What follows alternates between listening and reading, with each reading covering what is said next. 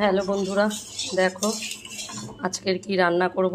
আমার উচ্ছে ভেজেছি, উচ্ছে ভাজা হয়ে গেছে।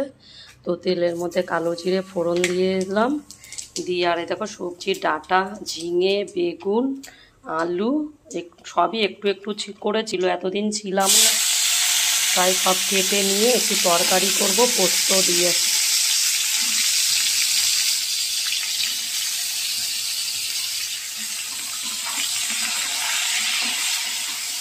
আর এটা হতে হতে আমি একটু পোস্তটা বাটবো আর কি রান্না করবো দেখো। আর মাছ রান্না করবো।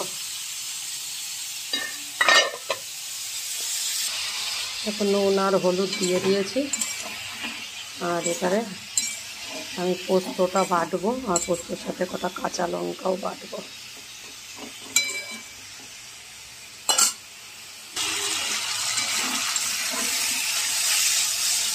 দেখো তরকারি হয়ে গেছে। এবারে এর মধ্যে আমি পোস্ত আর কাঁচা লঙ্কা বাটাটা দেব, দিয়ে একটু মিষ্টি দেব। দেখো পোস্ত আমার হয়ে গেছে, আর এখানে আমি তেল বসিয়ে দিয়েছি, তেলও আমার হয়ে গেছে। এবারে আমি মাছগুলো ভাজবো। আর মাছটা ভাজা বসিয়ে আমি দেখো মিক্সিতে পেঁয়াজ, আদা আর রসুন নিয়েছি, এটা পেস্ট করে নেব মশলা।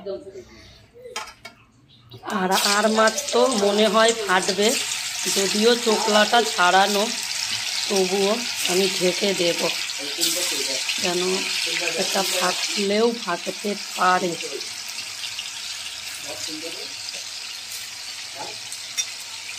এই টুম্পা এখন রান্না করছে রে। দেখো মাছ ভাজা সব হয়ে গেছে। আর এবারে তেলের মধ্যে আমি দেবো আলুটা ভাজবো। আলুটা লাল করে ভাজা হয়ে গেলে তারপরে দেখো মশলাটা দেবো।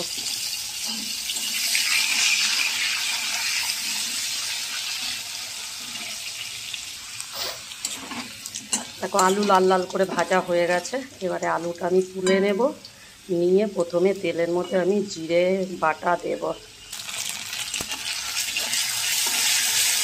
দেখো তেলের মধ্যে আগে জিরে বাটাটা দিয়েছি, একটু ভাজা ভাজা হয়ে গেছে আমার।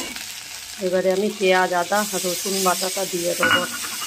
এটা ভালো করে ভাজা ভাজা হয়ে গেলে তারপরে এর মধ্যে আমি নুন, হলুদ, লঙ্কার গুঁড়োটা দেব। দেখো ভাজা হয়ে গেছে। এবারে এর মধ্যে আমি পরিমাণ মতন লঙ্কার গুঁড়ো, নুন, হলুদ আর টমেটোটা দেব। আলু দিয়ে কষানো হয়ে গেছে। এবারে এর মধ্যে আমি ঝোলটা দেব। আর ভালো করে ফুটে গেলে বন্ধুরা নামিয়ে নেব।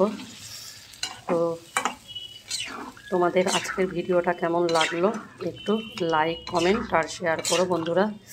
দেখা যাচ্ছে নেক্সট ভিডিওতে। টাটা, বাই সবাইকে।